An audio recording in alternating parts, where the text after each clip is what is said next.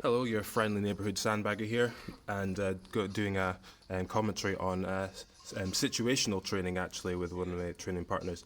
And so here was just a day where I was working on some stuff with him, and then also now letting him kind of practice keeping dominant position while I'm focusing on escaping the back and attacking from the back. So this is where I'm completely limiting myself to escaping the back and also to attacking only from the back. So that's what I'm trying to do in this role. And so, very relaxed, managed just to scoop my hips up, invite him to come up, and so I'm just letting him work here. The important thing about this role is I wouldn't say, like, thinking about it now, it's not exactly like a highlight reel role, but at the same time, roles like these are necessary to help you focus on developing certain aspects of your game.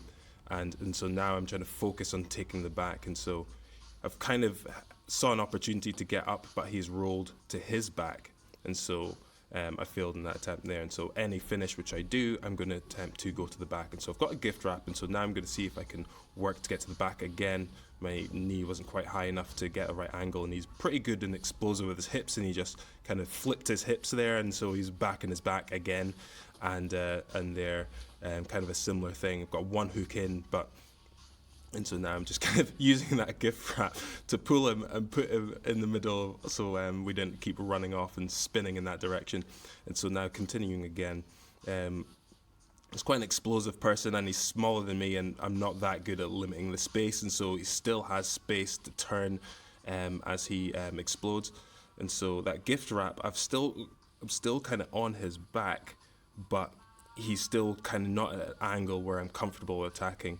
So what I'm thinking is trying to change my strategy. So now I've gone above the elbow, so I've got control of the hand and control of the above the elbow, and so it limits his ability to turn his shoulders now. And so now I'm going to use this to see if I can get more square to his back in the more preferable control position. So now I feel I've kind of got that, although he's kind of turning a bit away from me. So now I've got both hooks in. Now I'm trying to see if I can finish a choke. I can't clearly see where my hand position is, but I know I do have that wrist control on his left arm still. So now he's kind of flattened out, and I've got both hooks in now. Okay, now I've lost one hook, but I've still got a control on the back. I'm trying to see if I can keep my head close to his head, but he's doing a good job of squirming away, and as I'm trying to keep the hand fight thing going.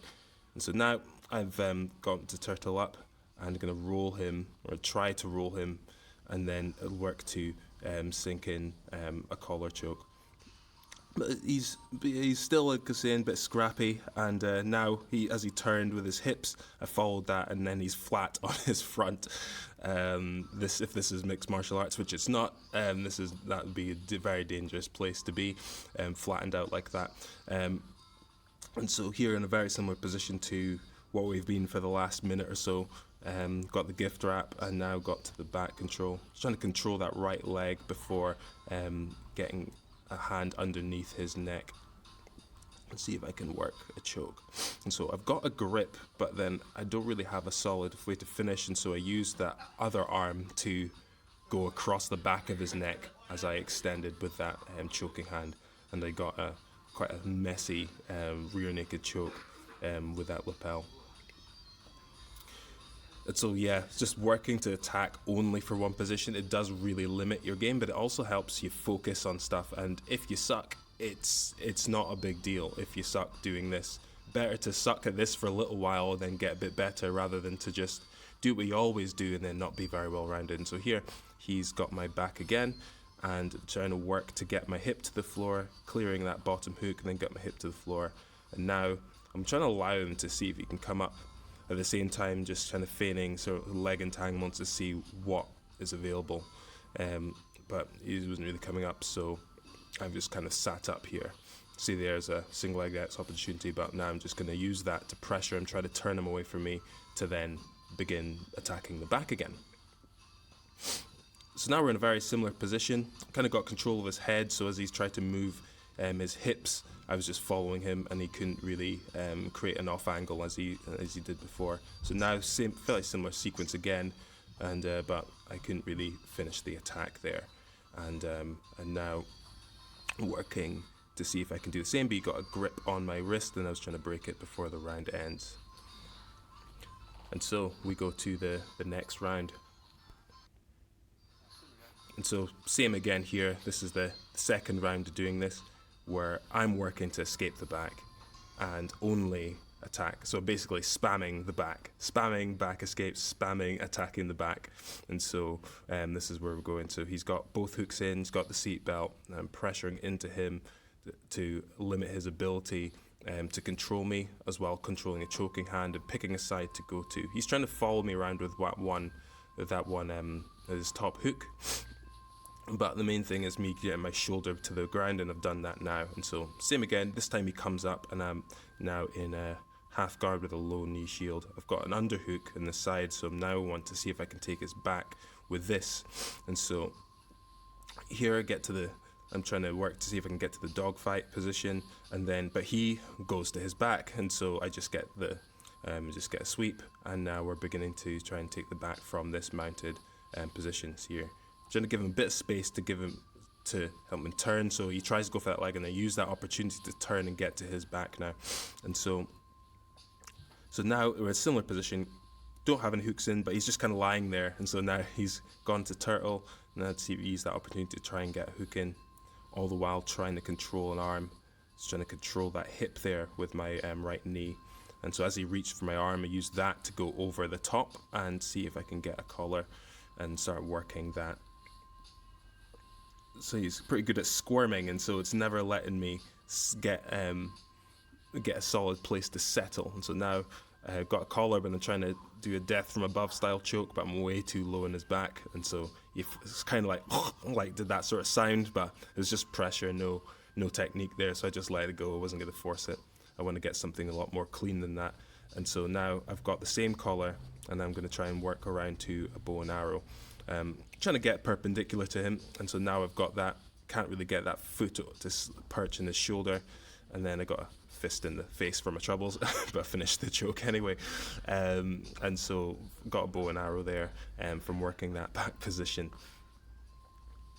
So as you can see, quite scrappy, but it's still early days, and working just predominantly from the back, and also working my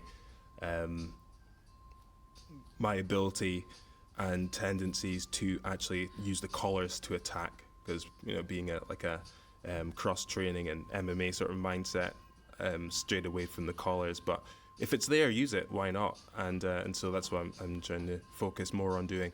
And so now escaping the back again. Same again, trying to work to get my shoulders to the mat, but I'm also defending him, trying to go over that, take that leg all the way around him. And so now get my shoulders to the mat. I'm kind of just being lazy here, and just hand fighting, and before he squares up into me, but he's not going to come up, so I step up. And so here, try to work kind of like a weak leg drag to turn him, but he framed and caught a grip in my collar, so I couldn't turn him all the way over. And so now we've got this sort of position. He's got kind of half guard. Yeah, he's got a half guard, but there's a knee in between. So I'm going to try and do a back take, but I didn't think that knee would be such an issue, but it was, and then he ended up on his back again after that. And so now we're pretty much in the same position with that knee in between. No, I was just trying to he's got that, and it's limiting my forward motion, so I'm just going to do a standing pass. He hasn't really got control on me, but I don't really have clean control over him, but I tend to folding pass over that top knee, and now we're in side control again. Actually, I don't know if he's noticed that, but I used his gi to wipe sweat off my forehead. Thanks for that. And now I've got him to turn on the side. I want to keep him on the side, but he gripped that leg before I could step over. And so here, tried to do a step over there, but he blocked me. And so now, kind of like a rugby pass, and pass to the other side. And now I'm trying to keep him from squirming his hips, and seeing if I can get behind him. And so there's, normally like that would be like kind of like a spinning armbar attempt or something like that, or Kimura more likely. But here, just trying to see if I can get him to turn to his side and expose the back, and he kind of did, but I couldn't really secure the position properly. And the scramble ensues, and I finally got the back. Okay, and so wipe sweat off my brow with my own gi this time, and looking to see if I can get a more secure control. Kind of using that lapel as like a dog leash to keep and turn one way. 10 seconds left, and he's got space, but it's hard to find a way to open up. And I tried to use that arm to open up too late when I should have used it before, so I can maybe open up to see if I can triangle or something. But anyway, wasn't the best of roles, but that's sometimes how it goes with situational training. But I encourage you, whatever you do for your game, give that a go. Like limit your tendencies, your normal tendencies, and focus on one particular area. In this case, for me, it was just attacking the back, and for chokes specifically, no arm locks, nothing like that. And yeah, I encourage you to do that for your own game if you don't already. So I will see you in the next videos.